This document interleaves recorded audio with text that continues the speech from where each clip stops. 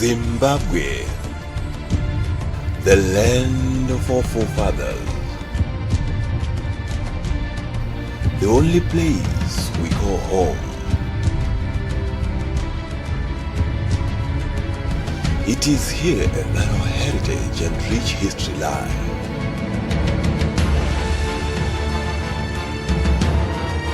From the cascading waters of the mighty Victoria Falls to the towering mountains of the Eastern Highlands, the great house of stones dotted around the country, the ever-growing modern towns and cities that are expanding by each day, our country is rich in both natural and man-made resources.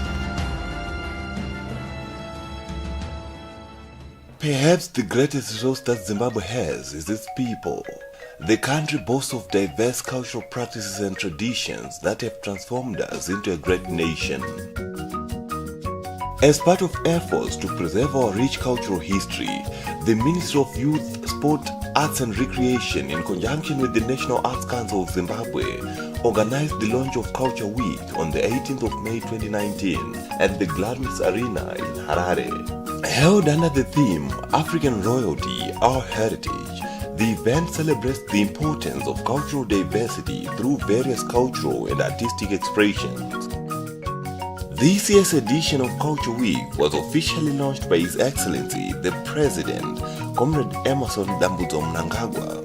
The President paid homage to the Zimbabwean way of life as expressed through food, language, arts and other traditional displays.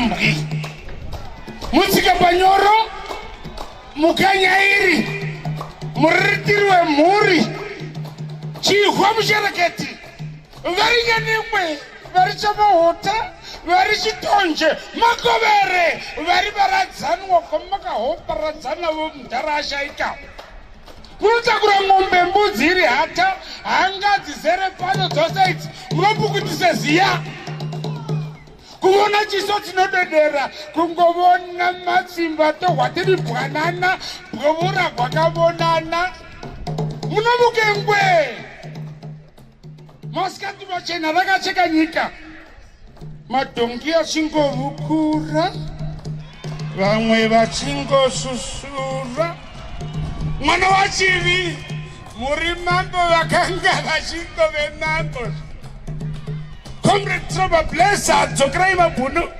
Comrade Hikori Tiko Dosa, Comrade Ruka Chivende, Comrade Smart Tempo, Zuro ndi Zuro Maivene Humwe. For all progressive forces in the unity, peace and tranquility of the nation, together come let us reason. Jekudero, joda kudaro. Ukasazara, jodero. Hwe pamsoro perimwe hwe. Brick upon a brick. And to build the Zimbabwe we want. Vanoda kuridza ngoma nemudzoke yenyamari dzengoma. Vanodavo zvokuti kuri kwakuikwa hai. Vanhu veZimbabwe vaungana voga pavo pachivanhu chavo pakudya kwavo pakuziva kwavo ini kandimi muriritiri wemhuri zvekudero zvinongozodawo kudaro kuenda humbangu kudzoka humbangu kuenda humbangu kudzoka humbangu. Unity of purpose is the only economic textbook for Zimbabwe.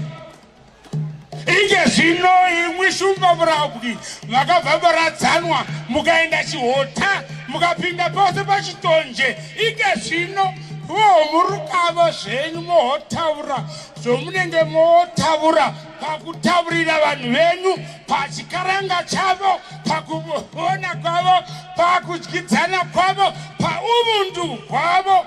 Kana zvichinge zvedero toona chikaranga choti shumo ndiyo pururai zvenyu enyu mashoko zheve dzinohwa dzina munin'ina kondozvo vanenge vagudika vanozogodoka nokuti kana mukagodoka munogudika. Kashiri kanomukira kutsime kanenge kakarara nenyota dhege nyika yenyu yamukira kutsime. Chimurukai henyu imbi zvenyu muende henyu ipo penyu nokuti pachikuva ipapo dhege.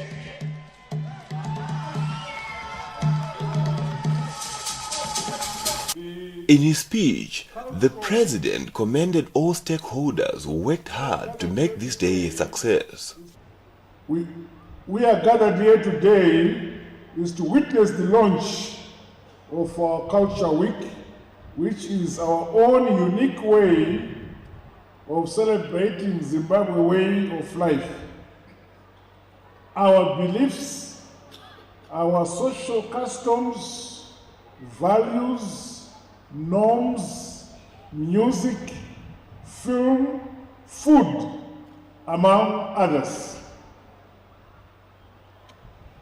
My government commends the Ministry of Youth, Sport, Arts and Recreation through its parastatal, the National Arts Council of Zimbabwe, for ensuring that our unique, tangible and intangible cultural heritage are not only embraced, respected and safeguarded for posterity, but that these are also celebrated.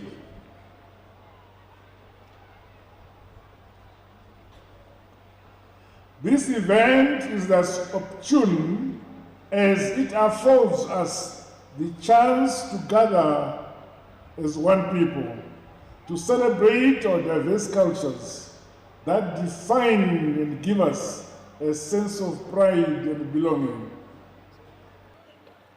I urge each one of us to value and maintain the peace that we are enjoying, as it is the bedrock upon which our cultural and national identity are derived. It is this foundation that must be used as a springboard to help us attain upper middle income economy status by 2030. My government is committed to working with the arts, culture, heritage sector in order to position its cultural creative industries as the vital cogs in the recovery machinery of our economy. Every player in the arts and culture sector is critically important. I urge you all to interrogate economic means and determine what role you should play in making the value chain well-oiled. I encourage the ministry to continue to facilitate the necessary environment that is needed by artists to produce, package, and distribute their goods and services in a manner that enriches all without prejudicing their creative impulses and energies. The practice of piracy should be condemned and stopped by producers and consumers of all creative arts. Pananchitendererako ndanzwa rimeboka uku rakakokwa kuinda kuCanada. Pane chiitiko chinenge chiitika kuCanada chaPrime Minister waikoko abva akoka isuwo kuno kuZimbabwe kuti tinotamba ikoko timutambira pamutambo uyu. Uchiona kuti kunyange vachitipa masanctions asi vanoda zvedu. Comrades and friends, our culture is portrayed through our music, film, theater and dance, our poetry, visual arts and crafts, our literary arts, fashion and industrial designs, including our traditional cuisines.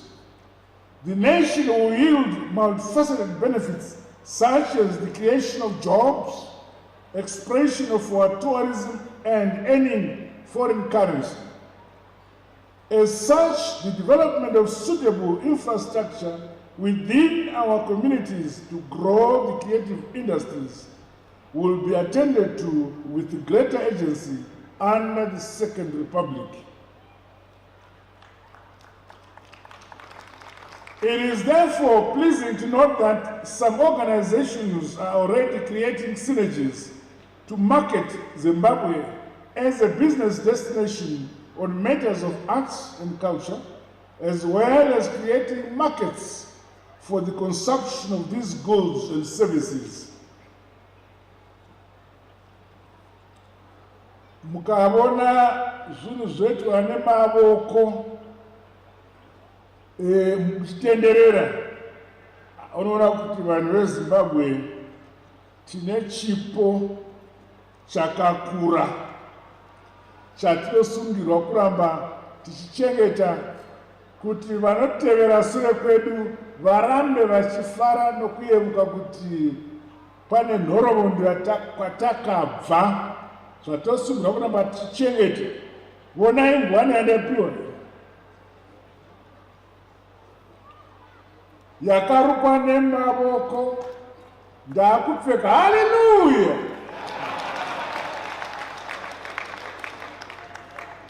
Recently, Zimbabwe hosted the second Belt and Road Afro-Sino-Cultural Exchange Program with a delegation from the People's Republic of China. Tisa soda kana kuva kunyara kurya chikafu chedu. ini ndina vana vamwe vapo vana vangu vamwe vati kwabikwa sadza rorukweza voti what is that. Saka havazivi kuti ndo zvakatirera, ndo zvakarera vabereki vedu, ndo zvakarera madziteteguru edu. Tosungirwa, ndiri kunzwa kuti kungoti mazuva ano nenzvimbo yandava iri handichaendi kumarestaurant. Taisinda tichinodya mazondo mukati umu nesadza rezviyo remhunga, ndofunga zvichirikona manje. Ngazvirambe zvichisimukidzwa izvozvo zviinde mberi. Nemufushwa nedovi muchirya nebembeya. Zvino kustatus uko mazondo haachabuyi. I am impressed that cultural cooperation is being enhanced as a result of the outreaching programs by the ministry. As we intensify our engagement and re-engagement policy, let us leverage on the networks we are creating for the furtherance and strengthening of people-to-people relations from across the world. It is pleasing to note that the theme for this year's Culture Week celebration is African royalty, our heritage. Kune vamwe vanoti kana vavona vanhu vachitamba kwai this is primitive. Aiwa, iye anoti primitive ndiye ari primitive.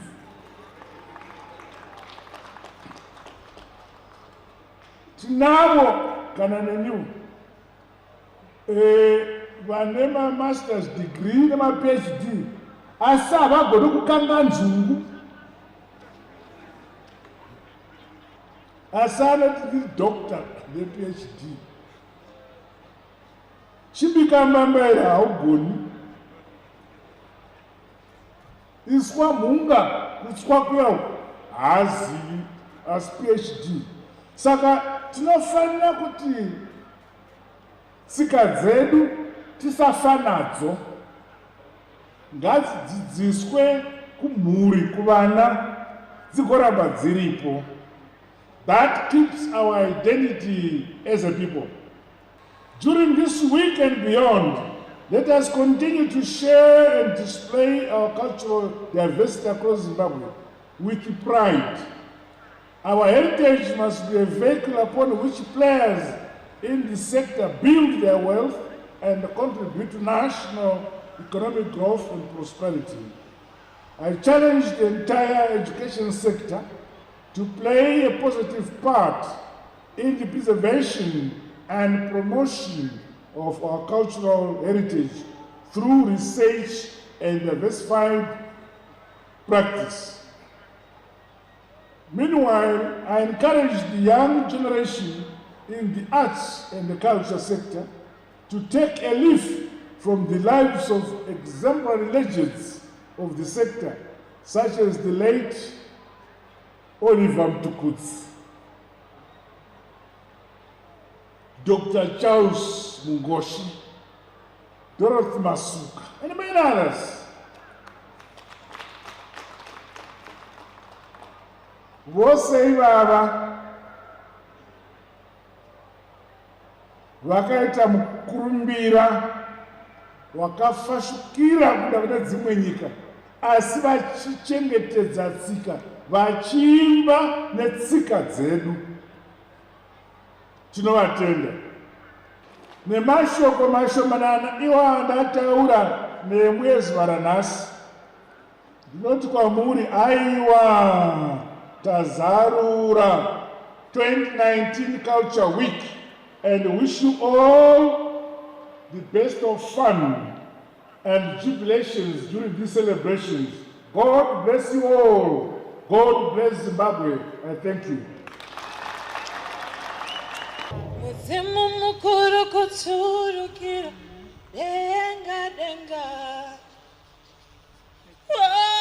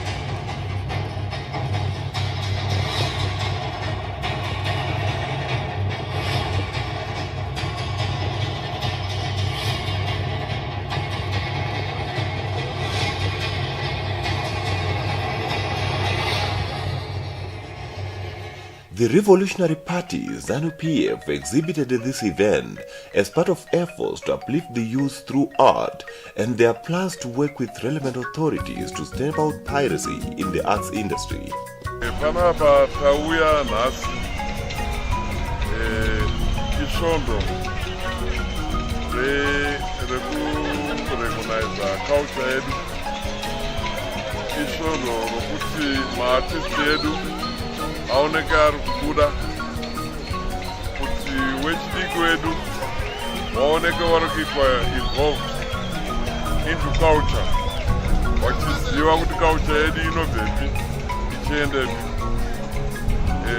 As ZANU-PF Department of Gender and Culture tiripo kuti tisenze neministry yedu ye-sports and culture so that wakwanise kusimudzira vechidiki vedu kuti vaone mabasa through maarts, kusimudzira vechidiki vedu kuti vakwanise kurarama nezvavanokwanisa kuzviitira vega.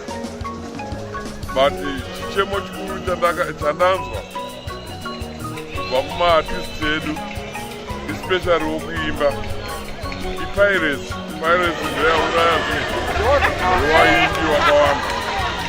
Tichada kuti tiingire Department of Home Affairs edu kuti rioneke riri kubatsira kuti ma-artist edu akwanise kuva nechimiro chakanaka nounhu hwavo vachirarama zvakanaka vasingaitiwe piracy zvavo zvisingabiwe nevanhu vasina kuzvishandira.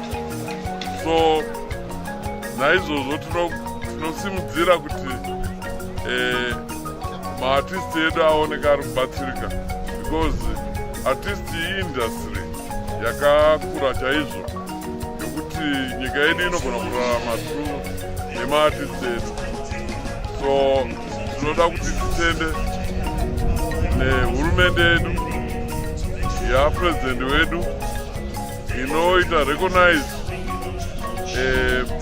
ma-departments ese iyaya kuti aoneke ari kuchengetedzwa vachirarama zvakanaka munyika yedu yeZimbabwe. As the custodians of Zimbabwe's liberation war history, the Revolutionary Party is in the process of repatriating the remains of all those early resistant leaders whose remains were taken to Europe as trophies by the colonial masters.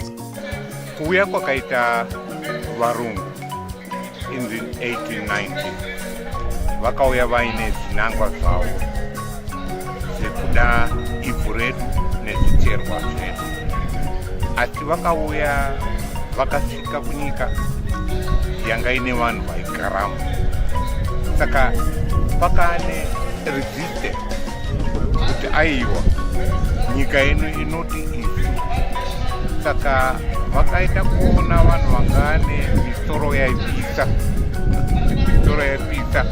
vaitungamira vanhu vakaita fanika mbuya Charwe vanove ndivo vanga vakamharwa nemweya wanehana yakasikana, vanga vari pamazoya pashavarunzi yatinoti mazowe valley. Saka ndiye umwe wemadzimai echimurenga chekutanga akachekwa musoro. Saka musoro wavo unonzi wakatorwa setrophy nevarungu ukaenda kuUnited Kingdom. Ndiye umwe weidzo magamba ekutanga. Tine vamwe vakaita fanika vana Mapondera, vana Chiriseri, tina sekuru Chaminuka, ndo mamwe magamba vane misoro yakatorwa kuisa kuLondon. Pari zvino nyika iri kuchema, hongu tiri kuchema, tine tsaona dzakawanda dzinoitika. Asi panofa baba pakafa mwana anotanga kuvigwa ndibaba. Mhuri dzemuZimbabwe dziri kuti misoro yemadzitateguru edu yakatorwa kuenda kuLondon nevarungu maBritish akauya muno inofanira kuti idzoke kumusha kwayo, nokuti uko vakutoita madzakwatira emari nokutaura urungu hwavo kuti vanga vari superior. Tanga tiri vanhu vakaita second class. Saka mhuri yeZimbabwe vamwe vanondibvunza vazivayo naye inouya rini. Pari zvino tiri murongwa takatounganidza mhuri dzeavo vane misoro yakaenda kuLondon kuti tironge kuti tozironga sei, tozibatanidza sei kuti misoro iyoyo idzoke kuno kumusha kwawo kuZimbabwe. Ndo zvatiri kuronga. Exhibitors also got to showcase their artwork and to educate people on some of Zimbabwe's oldest traditions. Zvakatikoshera kuti tinokwanisa kurakidza matalents nevana vemuZimbabwe. Zuva reculture muno muZimbabwe tinorikoshesa. Izuva ratinorangarira zvatinobata nemaoko edu kubva kuchinyakare chedu, zvatinoita kubva kuchuma, maplates acho ekudyira ataichiita chinyakare, nemasipuni acho ataichiita chinyakare iwaya. Saka tinozviita nehosho dzokuridza vanhu vachiimba, nendiro dzachona dzakadai dzokutiratidza kuti ndozvataita kare. Saka izuva rakakoshesesa muZimbabwe, uyezve tinenge chidzidzisa vana vedu vatiri kubereka kuti vazive kuti chinyakare changa chakamira sei, zvezvipi nezvipi zvaiitwa, kuti vana vakure vachiziva, vachidzidzawo kuti kubata nemaoko avo. Zuva ranhasi rakangoshera kuti ndakawanawo vanokwanisa kundipromota votorawo ati yandinoita ende ndikwanisa kuzikanwawo mune nyika dzakati wandei. Our culture is synonymous with identity, and this makes it an integral part of our well-being. Culture iri connected ne-identity. Kuti tive vanhu tinofanira kunge tine kwatinobva, tine zvatiri, tine hunhu hwedu, tine mamiriro edu, tine zvatinotenda kwazviri nezvatinoshandisa pakurarama. Saka kana tichitaura nezveculture week, tiri kutaura vhiki yatinodedicata kuhunhu hwedu, kumararamiro edu, kupasichigare yedu. Hongu toziva kuti culture inochinja, inoshanduka maererano nekusumukira kana kubudirira, but tinenge tichida kuona kuti zvaimbove sei, zvino sei zvatiri kufunga kuti zvave zvitsva, zvashandura zvakadii chimiro chedu nemararamiro edu akare. Tine chinangwa chekupromota kana kukuridzira pasichigare yedu kuti even tichisvika pakutransfer tsika dzedu nemagariro kune vadiki kana kupawo kune vatorwa vanenge vasingazivi kuti takamira sei. As we celebrate Culture Week, it is important to remember that the identity of our nation is hinged on our culture and what we believe in.